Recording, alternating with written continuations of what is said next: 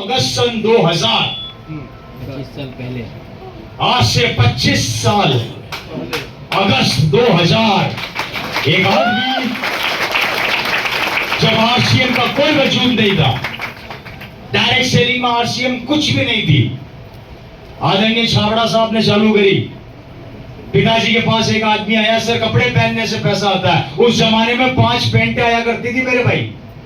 कितनी? 5 पैंटें। वो 5 पैंटें लेके एक आदमी पापा के ऑफिस में आता है, ऑफिस का दरवाजा खोलता, सर मैं आपसे मिलना चाहता हूँ। पिताजी ने बोला आजा। बोला बता इसका क्या मार्केटिंग प्लान है। पिताजी ने मार्केटिंग प्लान देखा और देखने के बाद उस आदमी को उठा के बाहर भगा दिया। बोला बाहर निकल जा। वो बाहर जाके बैठ गया। पिताजी ने 5 मिनट 10 मिनट कैलकुलेशन करी, वापस अंदर बुलाया और अंदर बुलाते उस आदमी को एक ही बात बोला, ये फॉर्म निकाल, फॉर्म साइन कर। उस जमाने के अंदर येलो कलर के फॉर्म आया करते थे, जिनको फाड़ फाड़ के ऐसे दिया करते थे। आधे लोग उस पर कचौरी खाते थे, आधे लोग कंपनी में भर के बेचते थे। पूरे 5 ऐसे गट्ठे पिताजी ने रख लिए। 25,000 का चेक साइन करके उस आदमी को दिया। एक काम कर, 25 किट लेते हुए आना।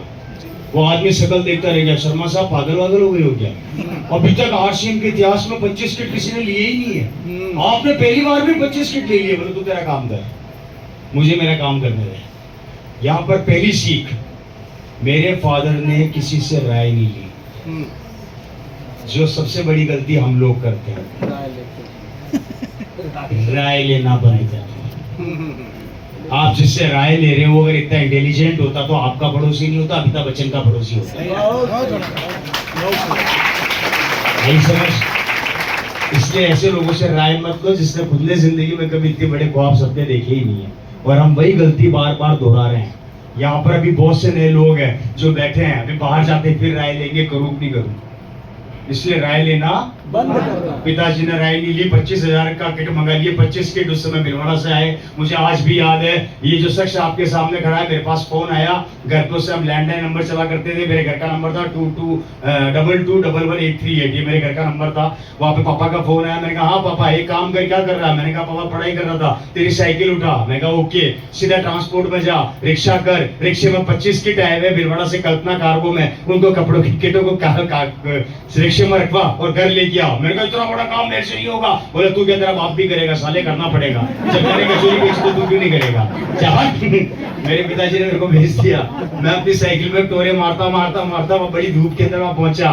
बारिश वारिश हो रही थी, अगस्त का महीना था। तो मैंने किट को वहां पे 25 किट उसमें बोरे में आए, उनको गाड़ी में रखा, घर लेके आया। पिताजी शाम को आए। अब पापा बोले क्या कर रहा है? मैंने कहा कुछ नहीं कर रहा। बहुत मोटरसाइकिल पे पीछे, उस समय हमारे पास मोटरसाइकिल हुआ करती थी पापा के पास पर्सनल। मोटरसाइकिल पे गए। उस समय कागज के कपड़े का किट, गत्ते का किट बना करता था ब्लू कलर का। अगर किसी को देखना हो तो मेरी फेसबुक पे मैंने फोटो लोड की हुई है, देख लेना जाके। वहां से वो किट उठाया। वहां से उस समय जयपुर में बनते थे किट, तो जयपुर के अंदर वो कागज के गट्टे के किट बनते थे ना, उसको पूरों को मैं मेरी मोटरसाइकिल पर रख के पीछे बैठ जाता था और पापा मोटरसाइकिल चलाते थे और हम घर पे लाते थे और हम जमीन पे बैठ के वो किट पैक किया करते थे। हेलो, बोर तो नहीं हो रहे? पक्का?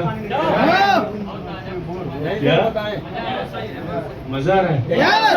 मेरा तेल निकल रहा है, तुम्हें मजा आ रहा है? राइट सर, आगे बढ़े।